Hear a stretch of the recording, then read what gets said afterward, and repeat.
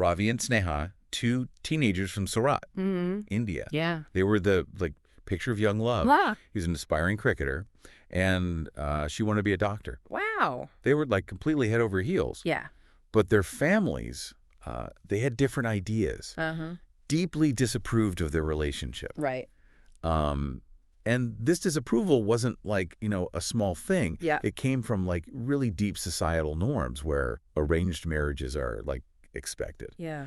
Sadly, the weight of all of that and not being able to make their love work with their families, wishes led Ravi and Sneha to a really bad decision. A suicide pact. Sends chills down your spine, It does. These two young people full of life and so much potential. Yeah. And to have their story met with such resistance that they feel like dying together is their only choice. Yeah. It really says a lot about the pressure that these young people face, you know, in cultures where individual choice, especially with love, it's just overshadowed by all this family obligation and tradition. Absolutely. Welcome to CrimePod Castle's Twisted Love series. Yeah. We're going to be talking about cases that'll really make you think and question a lot of things. Yeah. And this one, it's a tough one for sure. Yeah. What's striking to me is that you have Ravi and Sneha, and they have these amazing aspirations. Right. Cricketer, doctor. Yeah. Those are big, hopeful dreams. Huge. Yeah. And yet they felt so trapped that they saw no other way out. It's the tragedy of it all. Yeah. They had so much life ahead of them. Yeah. So much potential to make a difference in the world. Right. And it's just when societal pressures and family expectations just clash with that really intense feeling of first love. It's a recipe for disaster. Yeah. Just imagine feeling like your whole world is closing in on you. The people that you love most don't understand. Yeah. Don't support your choices. Right. It's just this level of isolation Yeah. and hopelessness that's really hard to even imagine. It makes you think, did their families even understand how desperate they felt? Right. Did they miss signs, or were they just blinded by what they believed and what they expected? It's really hard to say. Yeah. But in these types of cases, there's usually a gap between generations. They don't understand how intense those teenage emotions are and how societal shifts really impact these younger generations. Totally. So it's the families might have thought they were helping by guiding Ravi and Sneha towards a, quote unquote, better path. Right. But they didn't realize they were pushing them towards this tragic end. And this is where the culture is really important, right? You can't analyze this case without thinking about how much arranged marriages are a big part of India. Absolutely. For generations, that's been the norm.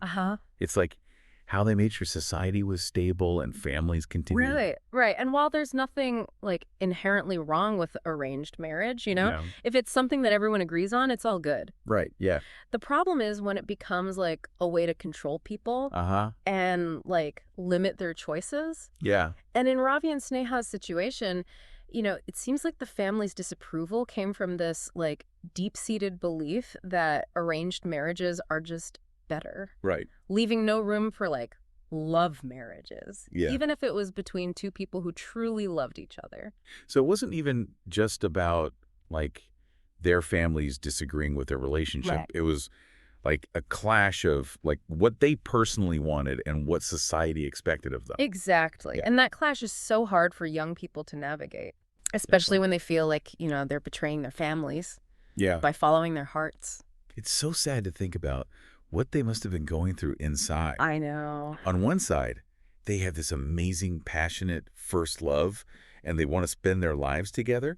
But on the other side, their families expect something completely different. Right. And they're probably terrified of disappointing their parents. Absolutely. And bringing shame to their families. Yeah. That is a recipe for emotional turmoil. It is. And when those emotions are just ignored, or they don't feel validated and they have no one to turn to for help, it just leads to this sense of complete hopelessness. Which brings us to the terrible choice they made. It's hard to understand how desperate they must have felt. I know. To choose death over being apart. Yeah, it really is. Their suicide pact, It wasn't just a tragic ending to their love story.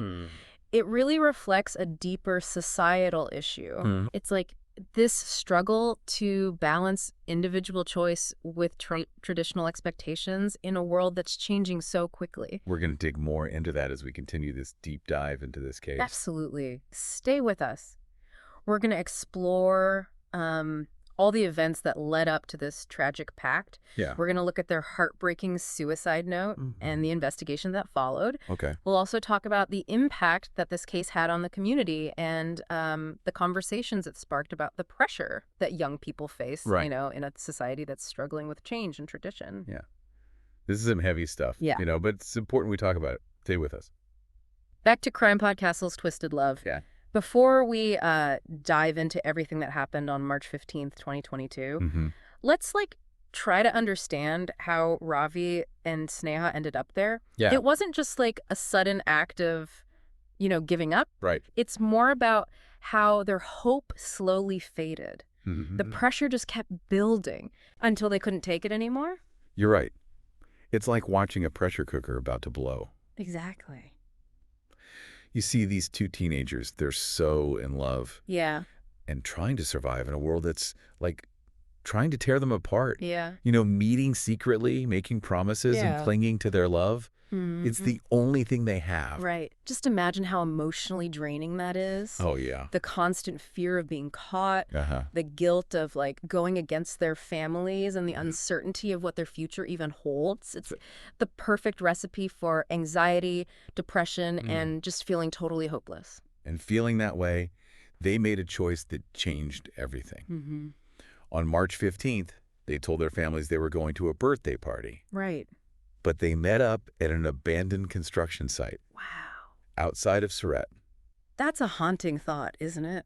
It is. Them picking that kind of place, so desolate and forgotten, for their last act of defiance. Right. It's like they were trying to find a place outside of a world that just didn't get them. Didn't accept them. Didn't accept them at all. And that's where they decided to take poison. Choosing to die rather than live apart. It's so sad.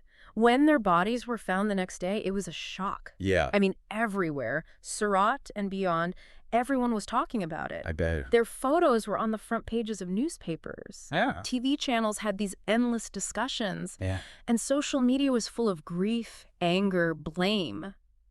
It's a case that really sticks with you. It makes you think about those big questions, the power of love, what society expects of us, how fragile life really is. And what makes it even more heartbreaking is the note they left behind. Yeah, tell me about that. It wasn't this long rant full of anger. Right. It was a love letter. Wow. Proof of how deeply they felt and how desperate they were. Their words really give you a sense of what they were going through, don't they? Absolutely. It's like you can hear them, feel their pain. Yeah. And it's tough to read. Yeah. They told their families they loved them. They were sorry for the hurt they would cause. But in the end, they just felt there was no other way. Yeah. Their whole world had become just their love for each other. And they couldn't face living in a world where they weren't allowed that. And the note kind of explains their thinking, right? Yeah. Why they chose death.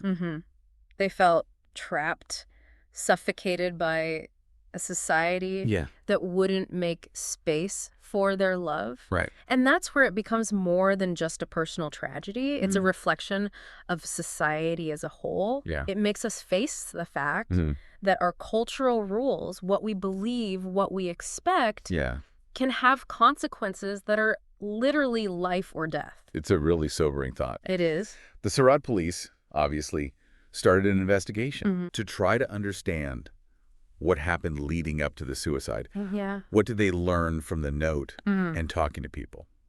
The investigation was almost a formality. I mean, the suicide note pretty much explained everything. Yeah. But the investigators, they talked to friends, family, teachers, anyone who might know something about the couple's last weeks. Did they find out anything new? Were there any chances to help that were missed? Any signs that someone should have noticed? The interviews just showed how isolated and desperate these kids were. Friends remembered talking about their pain, about running away, even hinting at the suicide pact. Wow. And they felt helpless, like they didn't know what to do. It's so common, though, right? It is. Teenagers telling each other their problems, but too afraid to tell an adult because they'll judge them or not understand. Exactly. And the families, even though they were grieving, they admitted they were against the relationship. And they talked about societal norms, how important education was, and what they hoped for their children's futures. It seemed like they didn't get how much their kids were hurting. It's just tragic on so many levels. And it really is. All those missed signals, the lack of communication, not being able to understand each other. It's like, even if you have good intentions, if you're stuck in old ways of thinking and refuse to understand, there can be terrible consequences. And the saddest part is that this happens over and over again. I know. Not just in India, but everywhere. Young love gets shut down, mental health is ignored, and then the heartbreak follows. This is exactly why we need to talk about these things. To break down these cases. To learn from what went wrong. And to make a world where young love isn't seen as a bad thing. Absolutely. But as something good and strong. We're going to talk more about that in the last part of our deep dive. Okay. Stay tuned as we look at what happened in Ravi and Sneha's community because of their story and what people started doing to help. We'll also talk about what we can all do as individuals and communities to prevent this from happening again. Absolutely. Because even in the darkest times, there's always hope for change. A little bit of light that can lead us to a better future. Back to CrimePod Castle's Twisted Love. We've been talking about Ravi and Sneha, those two teenagers from Surat, India. Their love story, so sad, ending in that suicide pact.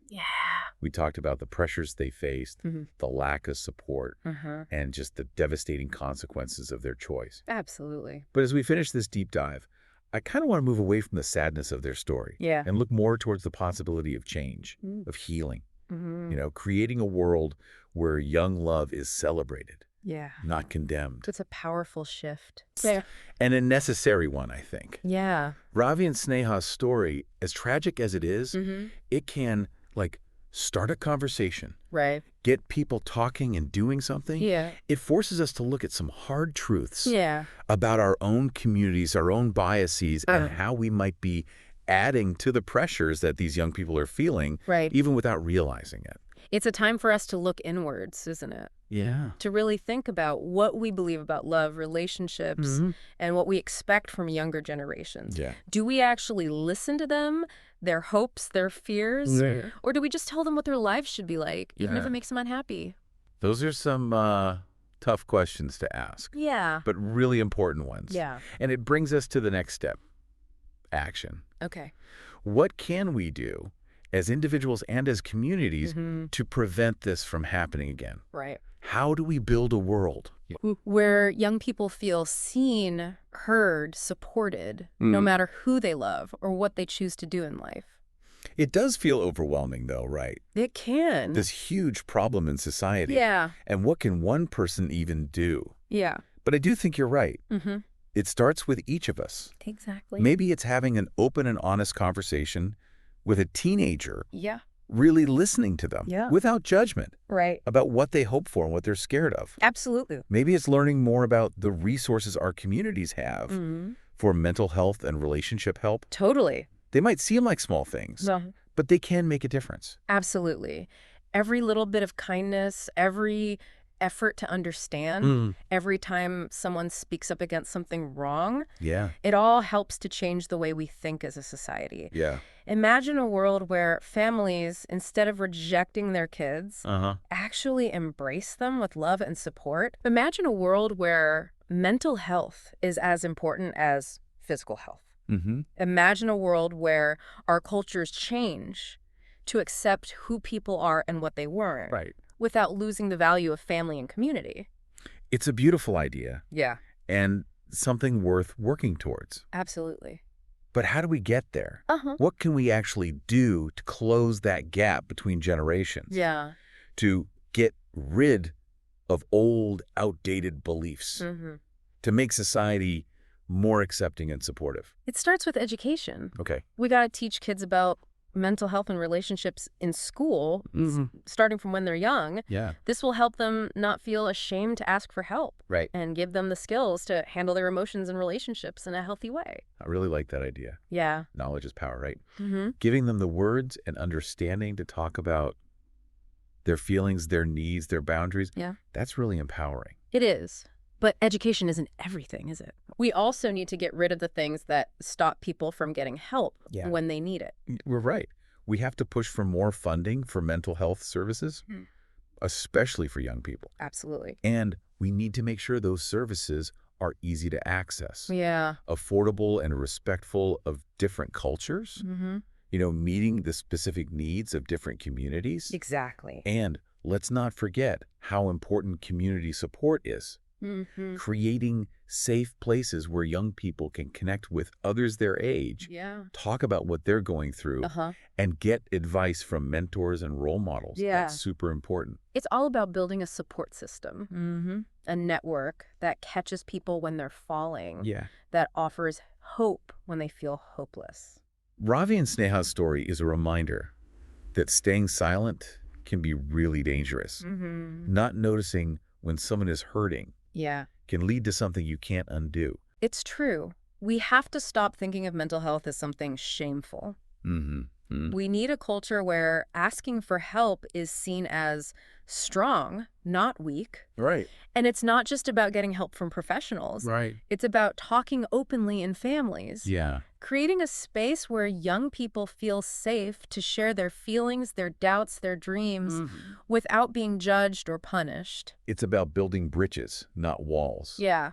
About having empathy and understanding as our guiding principles. Exactly. It's not an easy path, but it's the right one. It is. Because every life saved, every heart healed, every dream nurtured is a victory worth celebrating. That's beautifully put. And it reminds us that even when the things are really bad, there's always hope. Yeah. Ravi and Sneha's story is a wake-up call, but it's also a call to action. Let's honor them by trying to create a world where love in all its forms is celebrated, supported, and truly valued. That's a beautiful thought. Yeah. And a really powerful message to end on. Absolutely. Thank you for joining us on this tough but important journey. Yeah. We hope this deep dive has got you thinking and talking and wanting to make the world a better, more compassionate place for young people everywhere. Absolutely. And remember, you're not alone. Right. If you or someone you know is struggling, please reach out. There are resources, people who care, and a community ready to support you. Yeah. You can find helpful resources on the CrimePod Castle website. And don't forget to subscribe to CrimePod Castle for more deep dives into complex and interesting cases. You can also find us on YouTube for more content and discussions. Until next time, stay curious, stay compassionate, and stay connected.